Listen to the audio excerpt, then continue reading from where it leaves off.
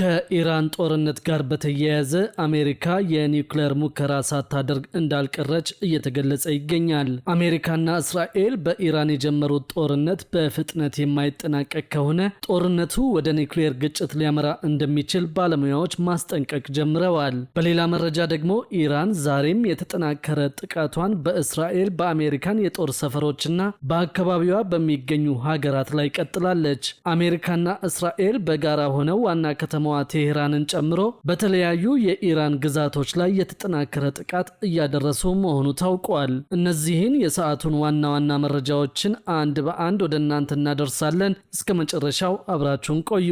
ከኢራን ጦርነት ጋር በተያያዘ አሜሪካ የኒውክሌር ሙከራ ሳታደርግ እንዳልቀረች እየተገለጸ ይገኛል። አሜሪካና እስራኤል በኢራን የጀመሩት ጦርነት በፍጥነት የማይጠናቀቅ ከሆነ ጦርነቱ ወደ ኒውክሌር ግጭት ሊያመራ እንደሚችል ባለሙያዎች ማስጠንቀቅ ጀምረዋል። በኔቫዳ የጦር ሰፈር አቅራቢያ የተከሰቱ ተከታታይ የመሬት መንቀጥቀጦች የኒውክሌር ሙከራ ሳይደረግ አልቀረም የሚል ስጋት መፍጠራቸውን የተለያዩ መገናኛ ብዙሃን እየዘገቡ ይገኛሉ። በኔቫዳ ግዛት በሚገኘውና ለከፍተኛ ሚስጥራዊ የጦር መሳሪያ ሙከራዎች በሚታወቀው የቶኖፓ የሙከራ ጣቢያ አቅራቢያ ባለፈው አንድ ሳምንት ጊዜ ውስጥ ብቻ ከ100 በላይ የመሬት መንቀጥቀጦች መመዝገባቸውን ተከትሎ ከፍተኛ መነጋገሪያ ሆኗል።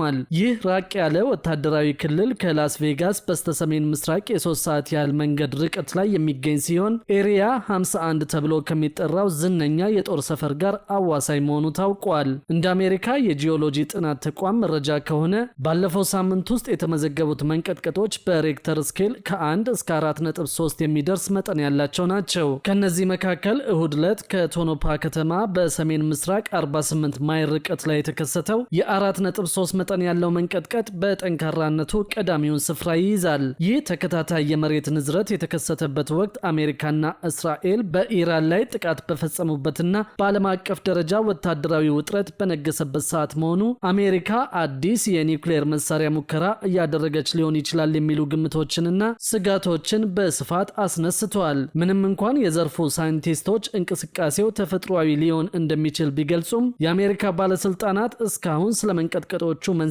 በይፋ የሰጡት ማረጋገጫ የለም። ከዚሁ ጋር በተያያዘ የእስራኤል የመከላከያ ሚኒስትር እስራኤል ካትዝ የአሜሪካ አቻቸው ፒት ሄጌሴት በኢራን ላይ የጀመሩት የጋራ ወታደራዊ ዘመቻ እስከ መጨረሻው እንዲቀጥል ማሳሰባቸውን ገልጸዋል። እስራኤልና አሜሪካ በኢራን ላይ ከቅዳሜ ዕለት ጀምሮ ሁለቱ ሀገራት በጥምረት በፈጸሙት የመጀመሪያው ጥቃት የኢራኑ የበላይ መሪ አሊ ሐሚኔን ጨምሮ በርካታ ከፍተኛ ባለስልጣናት ተገለዋል።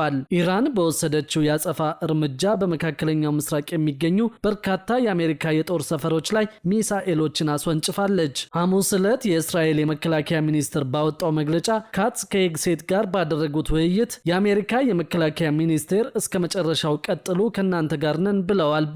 የሰሜን ኮሪያው መሪ ኪም ጆንጉን በበኩላቸው በኢራን ውስጥ በሚገኙ ዜጎቻቸው ላይ ማንኛውም አይነት ጉዳት ቢደርስ ሀገራቸው በቀጥታ ወደ ጦርነቱ እንደምትገባ ለዓለም አቀፉ ጥምረት ጠንከር ያለ ማስጠንቀቂያ ሰጥተዋል። መሪው የዜጎቻቸው በሰላም መመለስ ለድርድር የሚያቀርብ ጉዳይ መሆኑን ገልጸው ይህም ቀጠናዊ ግጭቱን ወደ ኒውክሌር ሀያላን ፍጥጫ ሊቀይረው እንደሚችል እየተነገረ ይገኛል። ይህ ማስጠንቀቂያ የተሰማው የእስራኤሉ ጠቅላይ ሚኒስትር ቤንያሚን ኔታንያሁ ኢራን ማለት 50 ሰሜን ኮሪያ ማለት ናት በማለት የቀጠናውን ስጋት ከገለጹ በኋላ ነው። ይህ አባባላቸው በተፋላሚ ወገኖች መካከል ያለውን ጥልቅ የርዕዮተ ዓለም ልዩነት በግልጽ እንደሚያሳይ ተነግሯል።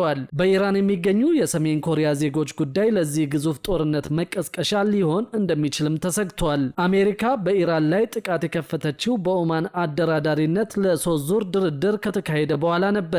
የኢራን ቀይ ጨረቃ አሜሪካና እስራኤል ጥቃት መፈጸም ከጀመሩበት ጊዜ አንስቶ በ174 ከተሞች በ636 ቦታዎች ላይ 1332 ጥቃቶች መፈጸማቸውን አስታውቀዋል። ከቅዳሜ ዕለት ጀምሮ በኢራን ውስጥ የተፈጸሙ ጥቃቶችን ተከትሎ ከ1000 በላይ ሰዎች መገደላቸውን የቀይ ጨረቃ አስታውቀዋል። በሌላ መረጃ ደግሞ ኢራን ዛሬም የተጠናከረ ጥቃቷን በእስራኤል በአሜሪካን የጦር ሰፈሮችና በአካባቢዋ በሚገኙ ሀገራት ላይ መቀጠሏ ታውቋል። አሜሪካና እስራኤል በጋራ ሆነው ዋና ከተማዋ ቴህራንን ጨምሮ በተለያዩ የኢራን ግዛቶች ላይ የተጠናከረ ጥቃት እያደረሱ መሆኑ ታውቋል። አሜሪካ በኢራን የጦር መርከብ ላይ ላደረሰችው ጉዳትም መራር ሐዘን ይገጥማታል ስትልም ኢራን ዝታለች። በጥቃቱ መርከቧ በህንድ ውቅያኖስ የመስጠም አደጋ እንደገጠማት በዚህም 87 የኢራን ባህረኞች መሞታቸው ተገልጿል። የኢራን የውጭ ጉዳይ ሚኒስትር አባስ አርጋቺ የአሜሪካ የባህር ኃይል የኢራንን መርከብ በማስጠም የባህር ላይ ጭፍጨፋ ፈጽሟል ሲሉ ከሰዋል። ለዚህ ድርጊቱም አሜሪካ ከፍተኛ ዋጋ ትከፍላለች ሲሉም በማህበራዊ መገናኛቸው ላይ ገልጸዋል። የኢራን የመንግስት ቴሌቪዥን የአገሪቱ የባህር ኃይል ተዋጊዎች ዛሬ ጠዋት በሰሜናዊ ባህረ ሰላጤ ውስጥ አንድ የአሜሪካን የነዳጅ መርከብ ላይ ጥቃት መፈጸማቸውን ዘግበዋል። መርከቧ በፋርስ ባህረ ሰላጤ ሰሜናዊ ክፍል በሚሳኤል ተመታለችና በአሁኑ ሰዓት በእሳት እየነደደች ነው ሲል የእስላማዊ አብዮታዊ ዘብ በመንግስት ቴሌቪዥን በሰጠው መግለጫ አስታውቋል። መግለጫው አክሎም በባህረ ሰላጤው መካከል እስከ ህንድ ውቅያኖስ ድረስ የሚዘልቀው የሆርሙዝ ሰርጥ ላይ ሙሉ ቁጥጥር እንዳለው ገልጿል። የኢራን አብዮታዊ ዘብ የሰጠው መግለጫ ትክክለኛነት በሌላ ወገን እስካሁን አልተረጋገጠም። የዩኬ የባህር ንግድ ድርጅት ቀደም ሲል አንድ የጭነት መርከብ ዛሬ ጠዋት በሰሜናዊ ባህረ ሰላጤ በኩዌት የባህር ዳርቻ ላይ መመታቱን ተናግሯል። የድርጅቱ መግለጫ አክሎም ከፍተኛ ፍንዳታ መሰማቱንና ቀጥሎም ከአካባቢው አነስተኛ ጀልባ ሲወጣ መመልከቱን አስታውቋል። ከጭነት መርከቡ የሚወጣ ነዳጅ ዘይት በውሃው ላይ ይታያል። ይህም አካባቢው ላይ ጉዳት ሊያስከትል ይችላል። የእሳት አደጋ ስለመድረሱ ግን የምናውቀው ነገር የለም። የመርከቧ ሰራተኞችም በደህና ሁኔታ ላይ ናቸው ብለዋል። ከዚሁ ጋር በተያያዘ በአዘርባጃን የኢራን ሰው አልባ አውሮፕላን ጥቃት ፈጽሞ 2 ሰላማዊ ዜጎች መቁሰላቸውን የሀገሪቱ የውጭ ጉዳይ ሚኒስቴር አስታውቋል። የኢራን ጦር በበኩሉ አዘርባጃን ላይ ጥቃት እንዳላደረሰ ምላሹን ሰጥቷል። አዘርባጃን ግን 2 ድሮኖች ጥቃት አድርሰው 2 ሰዎች መጎዳታቸውን ዛሬ አስታውቃለች። አንድ ድሮን በናክቺቫን ራስ ገዝ ሪፐብሊክ በሚገኘው የአውሮፕላን ማረፊያ ተርሚናል ህንፃ ላይ ጥቃት ሲያደርስ፣ ሌላኛው ደግሞ በሻካርባድ መንደር በሚገኝ የትምህርት ቤት ህንፃ አቅራቢያ ወድቋል ሲል ሚኒስቴሩ ገልጿል።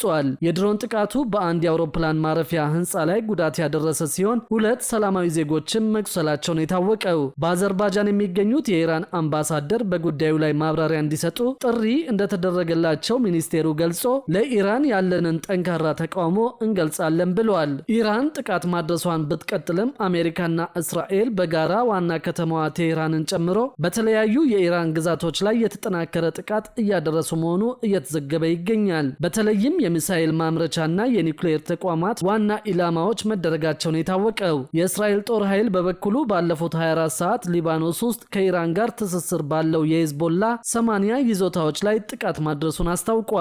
ኢራን ላይም በቀጠለው ጥቃት የረዥም ርቀት ባሊስቲክ ሚሳኤል መተኮሻ ስፍራዎችንና ሌሎች ኢላማዎችን መደብደቡን አመልክቷል።